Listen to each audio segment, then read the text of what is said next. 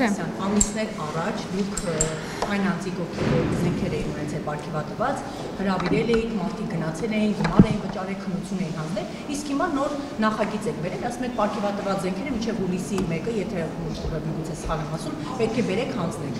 Ինչու՞։ Մարդկանց ինչու եք այս իրավիճակում, շատերն ասում են մենք հրաժարվում ենք, այսինքն սա ինձ ամիսներ առաջ կանչում են սա այն ասում, ըստ էության նախագիծ արդեն գրեթե մեծ մասը դեմ եք քվեարկել։ Նախ նախագծի մասով առնվազն եթե նայենք նախագծի հիմնավորումները, պիտի նկատենք, որ նախագիծը մի քանի նպատակ է հետապնդում։ Առաջինը մենք մեր առաջ խնդիր ենք դրել հասկանալու, թե զենքով կատարված հանցագործությունները հիմնականում կատարվում են օրինական տրված զենքով, թե նաև անօրինական տրված զենքով, եւ վիճակագրական տվյալների նախնական հաշվարկները ցույց են տալիս, որ այն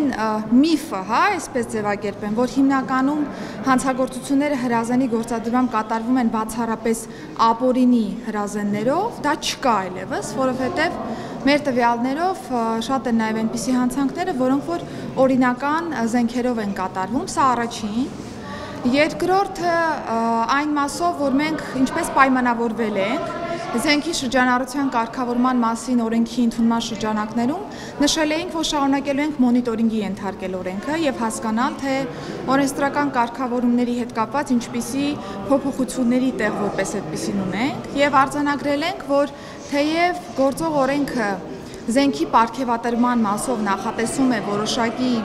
ինստիտուցիոնալ նոր կարգավորումներ, նպատակ հետապնդելով որոշակի ստանդարտներ նախատեսել, բայց այդուհանդերձ այս նպատակը ամբողջովին չի իրացվել, որովհետև թե ստանդարտ հոդվածի շրջանակներում են առկա երկակի մոտեցումներ եւ թե նաեւ անցումային կարգավորումների մասով, որոնք այդ ձեր նշած իրավիճակով քաղաքացիներին թույլատրել են, թեև պարգևատրական զենքի հիմնական կանոններին նրանք չեն համապատասխանել, բայց անցումային կարգավորումների ուժով թույլ է տրվել որոշակի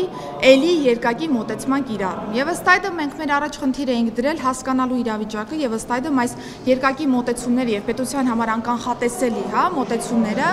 հանգուցալուծել եւ առաջարկել որոշակի լուծումներ։ Եվ ինչ ենք մեր քննարկումների արդյունքում պարզել, որ թե օտարերկրյա պետությունների կողմից պարգևատրումների դեպքում եւ թե նաեւ նույնիսկ ներպետական բարձրաստիճան պաշտոնատար անձանց պարգևատրումների դեպքում մենք չունենք հստակ ստանդարտներ։ Ստանդարտները պահպանելը շատ կարևոր է այս տեսանկյունից եւ նախագիծը նպատակ է հետապնդում բացառապես ստանդարտ բերել այս զենքի պարգևատրման ինստիտուտում եւ ըստ այդմ չափանիշները նախատեսել, որոնց բավարարելու պայմաններում անձին կկարողանա շարունակել ունենալ այդ զենքերից։ Եթե չեն կարողանա բավարարել այդ չափանիշներին, ապա բնականաբար ենթակա կլինի կամավոր հանձնման Հայաստանի Հանրապետության ոստիկանության։ Ոստիկանությունը հերթական օպերացիաներ իրականացրել Երևանում, պատգամավորի թիկնապաններին էին բերման ենթարկել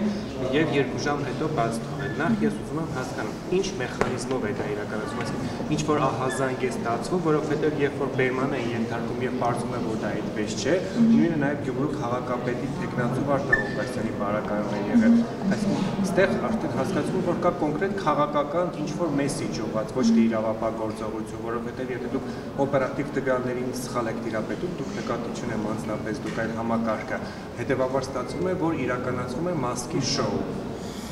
Ես ավելացնեմ, էլի տիկին նախարար։ Վստահաբար կավելացնեք, Ամեն անգամ նույն մարդկանց բռնում եք, օպերատիվ տեղեկություն ունենալով իբր ապօրինի զենք կա, տանում եք, տեսնում եք ապօրինի զենք չկա, բաց եք տոնում։ Հիմա կամ օրենքի բացում եք, որ չգիտեք ոնց Խաչատուր Սուքեսյանները երեք Արթուր Վանեցյանը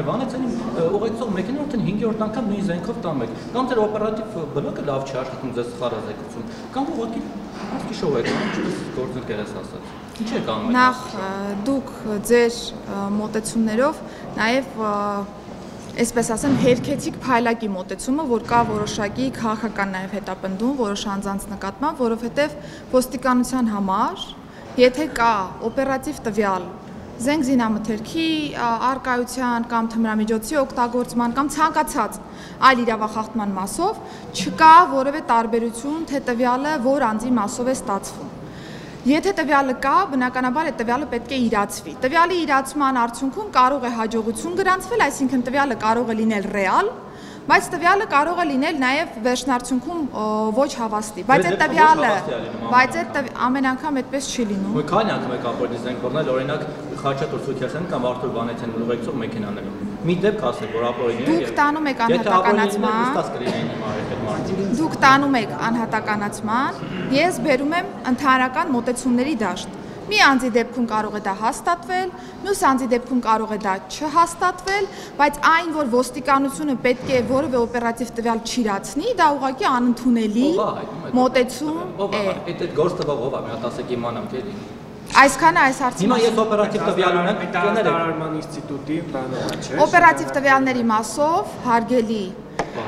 Վահե, դրանք ամբողջը գաղտնի փաստաթղթավորման տրամաբանության մեջ։ Ես օպերատիվ տվյալ ունեմ, որ ձեզ ուղեկցող մեքենայի մեջ ապօրինի զենք կա, հենց հիմա որ դուրս գաք, կասեք ձեր դիմակավորված տղերքը կան ասֆալտին փռած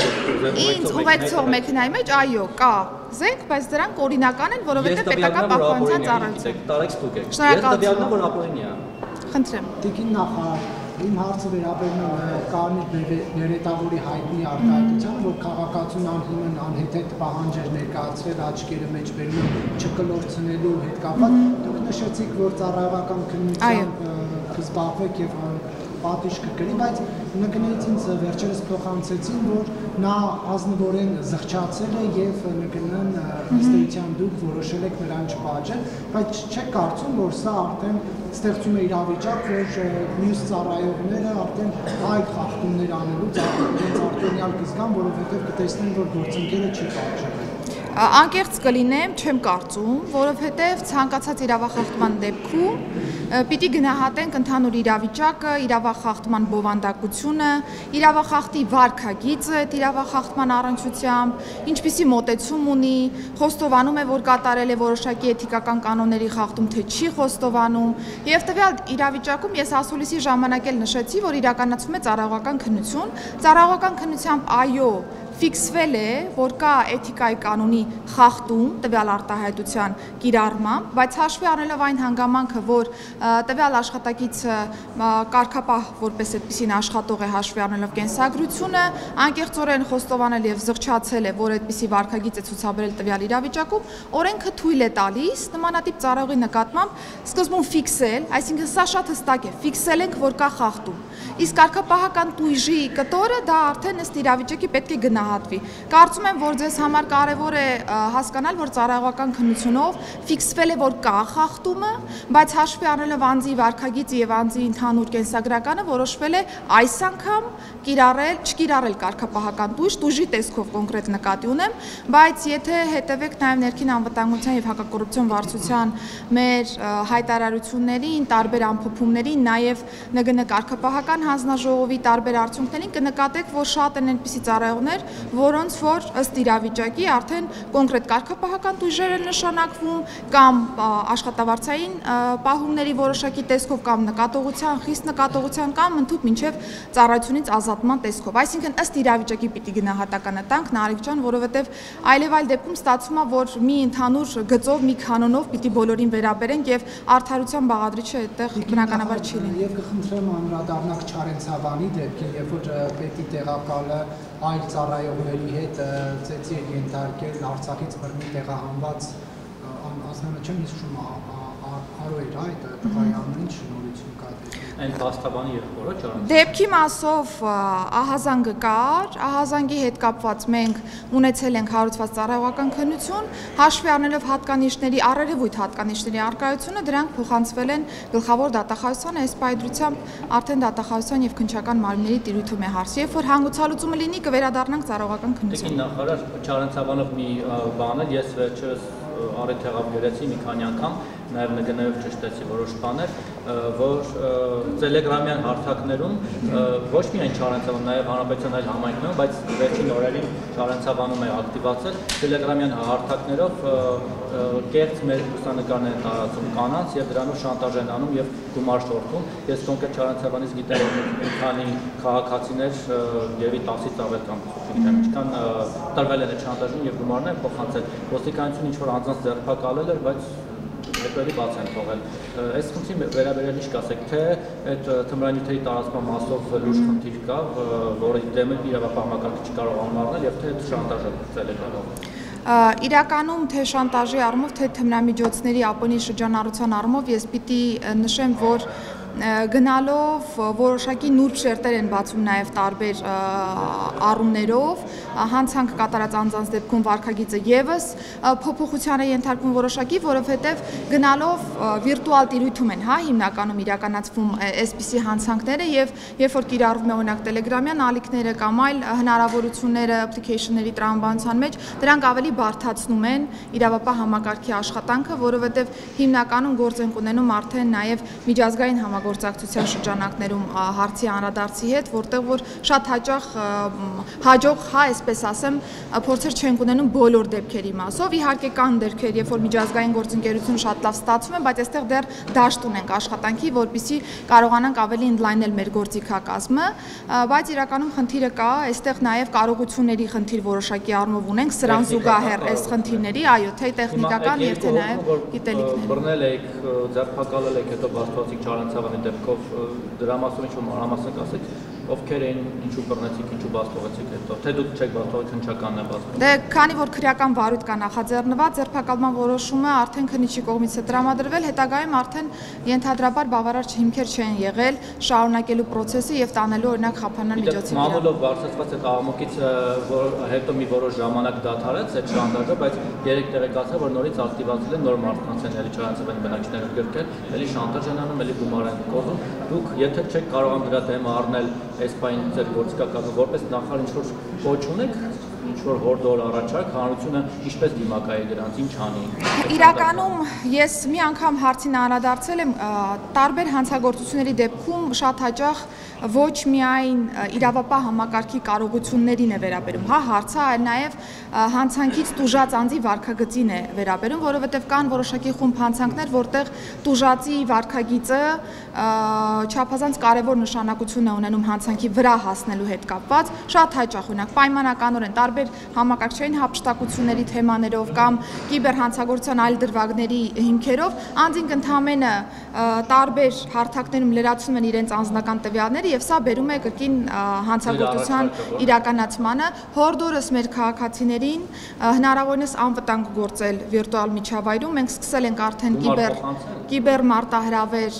հաղորդումների շարքը, որտեղ որ առանձին այս դրվագներին, որոնք ձեր նշած օրինակով շատ տարածված են, փորձում ենք դրանց անդրադառնալ եւ բացատրել մեր քաղաքացիներին, թե ինչպես պետք է լինի իրենց վարքագիծը, որը թույլ կտա հնարավորինս զերծ մնալ այս իրավիճակներից, իսկ եթե զերծ մնալու տարբերակ որպես այդպեսին չի լինում, ընդ որում վերջերս շատ հաճախ են այդպիսի դեպքերը լինում, արդեն պետք է դիմեն մեր մասնագիտացված ստորաբաժանմանը, որպեսզի կարողանանք հնարավորինս օժանդակել process-ին։ Դուք քաղաքական պաշտոն եք զբաղեցնում, արժևում էլ ընտրություններ են, այս օրերին արդեն որոշակի առումով հազանգեր կան, որ տարբեր վայրերից բերում են քաղաքացիների գրանցումը, Գյումրիում, չգիտեմ որքանով եք ծանոթ այդ հայտարարություններին, Հնդկաստանի քաղաքացիներ ախրքանակից եւ նաեւ այնուամենայնիվ ոստիկանությունը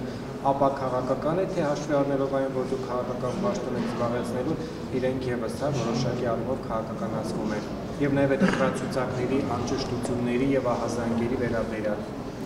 Նախ առաջինը, թեև իմ պաշտոնը քաղաքական պաշտոն է, բայց կա շատ հստակ դերաբաշխում ներքին գործերի նախարարի եւ ոստիկանության աշխատանքի մասով եւ ոստիկանությունը շարունակում եւ շարունակելու է իրականացնել ապաքաղաքական գործունեություն։